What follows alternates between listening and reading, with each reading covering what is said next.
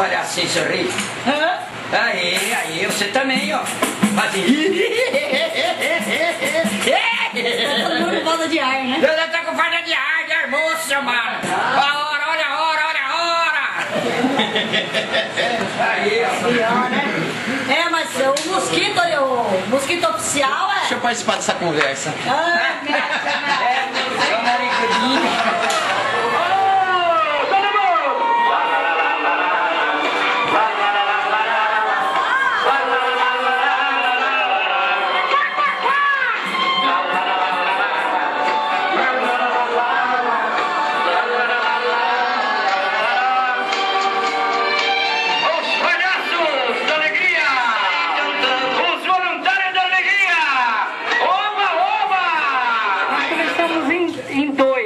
Foi o Cabral e Miriam, e hoje nós estamos em 10. Então, oxalá que no final do ano nós estamos em 30, 40, 50, dividindo equipe para falar de Jesus. Então, nós precisamos de vocês, que Jesus vai ser.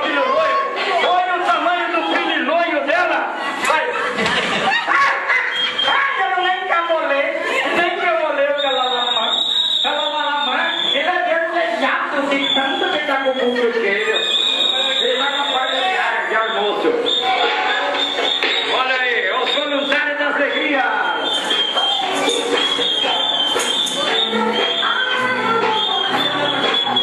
Vai com a parte de almoço.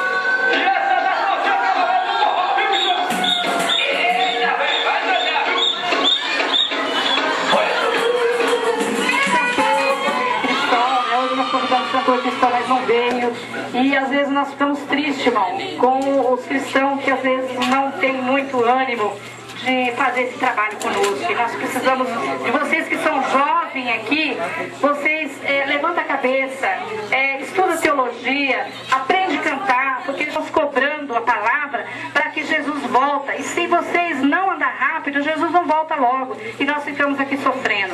Então, nós precisamos de vocês, e Jesus mais ainda. Que Deus possa abençoar vocês ricamente. Se vocês quiserem acompanhar também o nosso projeto, cortando cabelo, aprendendo, falando da palavra, porque o nosso principal objetivo não é dar só um corte de cabelo, mas fazer com que vocês cheguem a Deus. Esse é o objetivo. Que Deus abençoe os irmãos. Entra na minha vida, mexe com minha estrutura, sara todas as feridas, me ensina a ter santidade. Quero amar somente a Ti, porque o Senhor é o meu bem maior. Faz um milagre em mim. Entra na minha casa, entra na minha vida, mexe com minha estrutura, sara todas as feridas, me ensina a ter santidade.